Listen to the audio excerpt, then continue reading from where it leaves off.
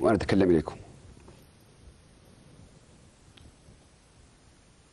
وقد ألح علي كثير من الليبيين على الكلام وتوضيح الكثير من الحقائق ووضع النقاط على الحروف لما يجري الآن في ليبيا من أحداث. اليوم سأتكلم معكم بدون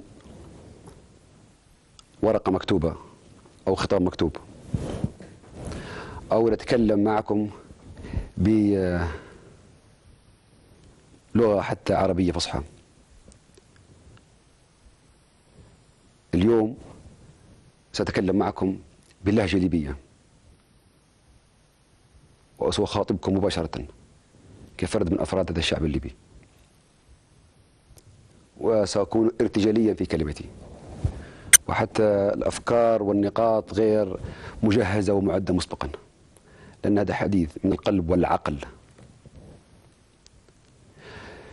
ونبدأ خطوة خطوة. كيف بدأت هذه الأحداث وتطورت؟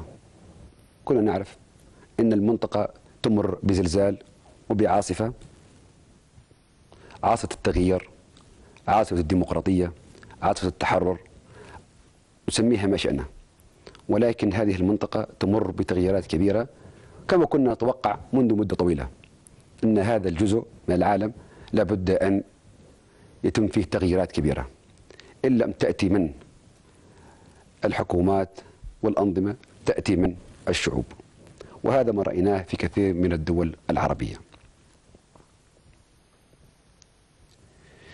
وكلنا نعرف وبدون أي مجاملات، لأن هذه أي أوقات صعبة وتحتاج إلى الصراحة وتحتاج إلى قول الحقيقة، وأنا اليوم لن أقول لكم إلا الحقيقة.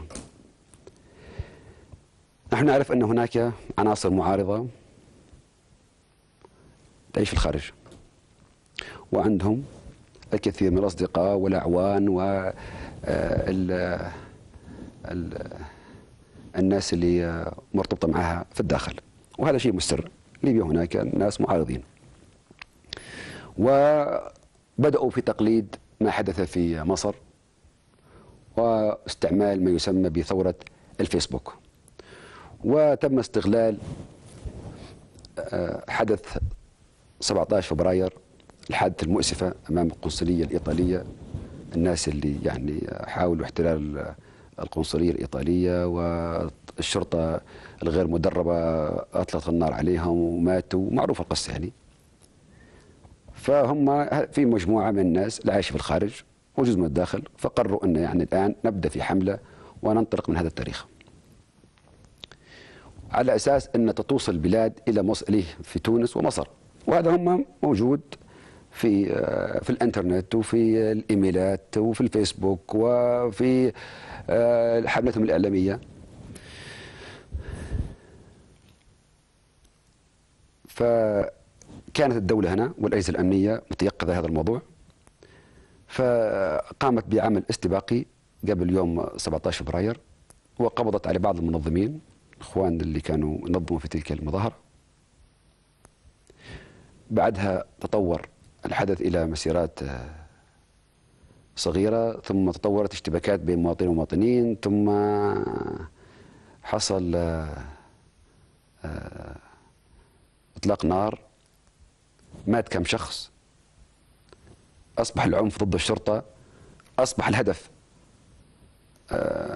أقسام الشرطة ومديرية الشرطة ومعسكر كتيبة الأمن اللي هي تبع الجيش في وسط مدينة بنغازي. وتطورت العمل بهذه الطريقة، فكان يتم ناس تحاول غاضبة أن هي تقتحم هذه الأماكن، الشرطة والجيش يدافعوا، يحصل إطلاق نار، يموتوا ناس، تطلع جنايز غاضبة، ترجع، يتم المهاجمة من جديد. فهكذا يعني باختصار ما بدأ في بنغازي وتطور.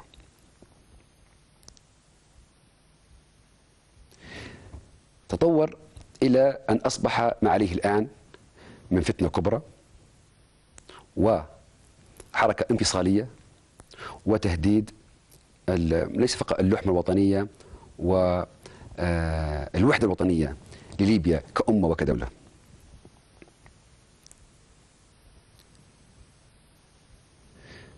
طبعا كان في قتلى، هو هذا أيضا الموضوع اللي أجج العالم في بنغازي، ولكن أيضا لابد أن نتكلم ونكون بصراحة. هنا قتلى، لكن لماذا؟ أيضا هناك سبب آخر، كان هناك خطأ من الجيش، لأن المواطنين يحاولوا الاحتكاك بالجيش ومهاجمة مواقع الجيش والشرطة.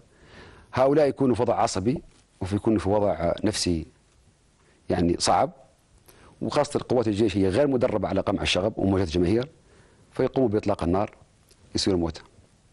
أنا اتصلت بهم في كم مرة، كان دائما يقولوا لي أن، وهذه سمعتوها وهذه موجودة في ليبيا وموجودة في كل مدننا، يقول لنا احنا كثير في ناس هجمت علينا، في اللي واخذ مخدرات، في اللي شارب، في اللي واخذ حبوب هلوسة، فاحنا فيجوا مقتحمين هذه الأماكن، احنا نطلق في النار. هذه الروايات كلها على طول نسمعها باستمرار.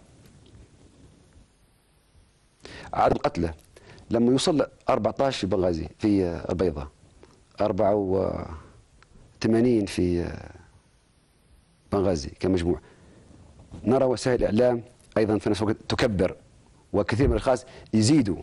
وأنا سمعت أشخاص عايشين خارج ليبيا ويتكلموا على أساس أنهم من داخل ليبيا بالتنسيق مع بعض القنوات. أنا شخصيا سمعت مثلا أول أمس أن تم قتل أكثر من 250 شخص وجرح أكثر من 180، أرقام خيالية غير موجودة، في حملة منظمة لإشارة هذه الشائعات. ولكن هذا نقول أيضا أن هناك أخطاء من الطرفين، أخطاء الشرطة أيضا وخاصة الجيش الغير مجهز وغير معد لمواجهة الناس غاضبة وجماهير زاحفة على مقراته، وهو بدافع عن مقراته وعن ذخيرته وعن أسلحته.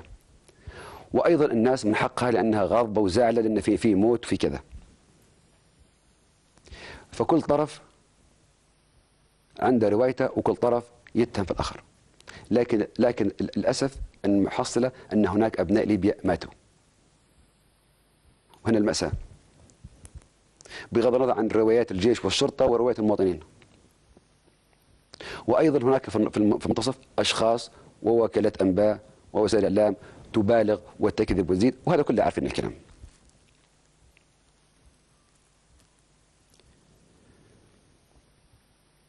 الآن لابد أن نكون واضحين مع أنفسنا. هذه الأحداث اللي موجودة الآن في المنطقة الشرقية ويحاول نقلها إلى بقية المناطق في ليبيا، يا أخوان راهي وراها ثلاثة مجموعات. المجموعة الأولى، وهذا نكون معكم بكل صراحة وكل الناس عارفينها ما هي سر، هي مجموعة منظمة، مجموعات حزبية ونقابية ومحامين، وهذول عندهم برنامج سياسي واضح ومطالب سياسية واضحة، وهذول ما هوش مشكلة، هذا متفاهمين آرائهم ومتفقين معهم. في مجموعة ثانية هي مثل ما حصل في البيضاء، هذا كان تنظيم إسلامي أو ما يسمى بالجماعات الإسلامية والإسلام منهم براء، وللأسف استفاد كثير حتى من الناس اللي تم إطلاق سراحهم في إطار العفو. فكان في تنظيمات في مدينة البيضاء وأصبحت عسكرية. أول ما هاجموا معسكرات الجيش، قتلوا الجنود والضباط وعملوا مجازر، احتلوا المعسكرات بشكل مفاجئ وسيطروا على الأسلحة. اللي حصل في البيضاء، والبيضاء يا إخوان فيها هذه مدينتي، وأنا خوالي وأمي من تلك المدينة والناس يتصلوا فيا. إذا كانت في الأيام الماضية كانت يعني سرقوا الأسلحة وقتلوا الجنود وأسلحة ثقيلة ومتوسطة ويلفوا بها في الشوارع، وأعلنوا إقامة ما يسمى ب ما يش عارف إمارة إسلامية في البيضاء، وعملوا إذاعة خاصة بهم. إذن هذه مجموعات مسلحة ومنظمة وبرنامجها يعني عسكري، تختلف عن المجموعة الأولى. في المجموعة الثالثة اللي هي كانت موجودة وهي العدد الأكبر، اللي هم من الأطفال وبعض الناس اللي أيضا، وهذا شيء معروف، كانوا يتناولوا في مخدرات وحبوب هلوسة، تم أيضا استعمالهم. في ناس كانت تحب الاستطلاع، في ناس أيضا مكسدة ما عندهاش حاجة دخلت في هذه المظاهرات والطهرات، في ناس تحمست، في عدة عشرات الأسباب ممكن نقولها. في ناس متعاطفة، في ناس مؤمنة حتى بالأفكار، ولكن كانت هذه الجماهير الغفيرة. فما كانت 3 مجموعات. وأنا الآن أتكلم على وقائع، يعني شئنا أو أبينا هذه حقائق. ولكن يا أخوان، هناك الآن مخطط لليبيا. القوات الأمن، وطلعها في التلفزيون، قبضنا على عشرات في ليبيا، هم للأسف من إخواننا العرب والأعمال الأفريقية اللي عايشة في ليبيا. تم استعمالها في هذه الأحداث في إثارة الفتنة وخلق المشاكل، باعتبار أن هذه الناس فقراء ويمشوا بالفلوس. فتم صرف مبالغ ملايين عليهم من قبل بعض الأغنياء والتجار أيضا، مش كونوا واقعيين، وتم استعمال هؤلاء الأشخاص في عمليات كثيرة. وبدليل في بنغازي وفي البيضاء موجودين يعني عرب وأفارقة ورافعين سلاح ويتم استعمالهم، وهذا شيء بالسر ويعرفون الناس كلها. هي ما يسمى بالعمالة المهاجرة الغير شرعية والغير شرعية في ليبيا، تم أيضا استعمالها في هذا العمل. وأيضا هناك مجموعات تريد أن تحكم، هناك مجموعات تريد أن تكون دولة في شرق ليبيا وتبي تحكم، وهذا برنامجها ومش بخفي عنها. هناك ناس تبي تحكم في بنغازي، ناس تحكم في البيضاء. بدليل الآن هناك مجموعات تريد أن تشكل حكومة في بنغازي، وهناك مجموعات شكلت ما يسمى بالإمارة الإسلامية في البيضاء.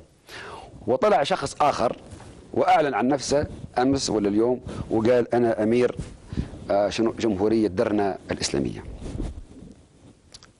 فأصبحت يعني ليبيا يريد أن يحولها إلى مجموعة إمارات ودويلات ويبوا الانفصال. هذول أيضا عندهم مخطط. للأسف إخواننا العرب من خلال إعلامهم وإذاعاتهم وتأجيج، وحقيقة أنا أكون صريح معكم، الإذاعات العربية استغلت أننا إعلام الرسمي في ليبيا لم يواكب الأحداث، وهذه كانت غلطة كبيرة، لم يغطيها، لم يوضح للناس حقيقة ما يجري في ليبيا. استغلوا هذا الفراغ وعبوه هذه الإذاعات العربية والأجنبية، وللأسف أصبحوا يستمعوا إلى أشخاص معينين باتفاق معهم طبعا، وهذا كله كلام عارفينه من السر. وأصبح الإشاعات والكذب والتهويل، هناك مرتزقة، هناك مش عارف قبعات صفراء، هناك قتلى بالمئات، وهو كلام غير صحيح. في كثير منه، كثير من المعلومات في هذه وكالة الأنباء وهذه الأخبار في هذه الإذاعات كان غير صحيح. أيضا هناك أيضا فئة أخرى أيضا مستفيدة من هذا العمل، وهي ما يسمىها فئة البلطجية. هذول الناس مجرمين، طلعوا من السجون، دمروا السجون زي سجن بنغازي، طلعوا من السجن، أصبحوا الآن يعيثوا فسادا في المدينة. هذول من صلاحهم تنهار الدولة، ينهار القانون، لأنه يعيش حر طليق، وخاصة في غياب الدولة والشرطة والأمن والقانون، هم يقدروا يعيثوا فسادا ويعملوا اللي يبوه. فإذا في عدة جهات من مصلحتها أن النظام والأمن في ليبيا ينهار، وهذا يكون واضح معكم، واضح. من يريد أن يحكم وهم واضحين، كل واحد عامل روحه أمير على المدينة ويريد الانفصال ويتكلم عنها بشكل علني، وهي خيانة وطنية. وفي أخوتنا العرب اللي طبعا قاعدين هم متريحين ويشربوا في القهوة والشاي ويضحكوا علينا ويشمتوا فينا نحن الليبيين نحرق في بلادنا وندمر فيها. هم مرتاحين في بلدانهم ويتفرجوا علينا احنا ويستغلوا فينا نحرق في بلادنا كل يوم. احنا الخسرانين مش هم.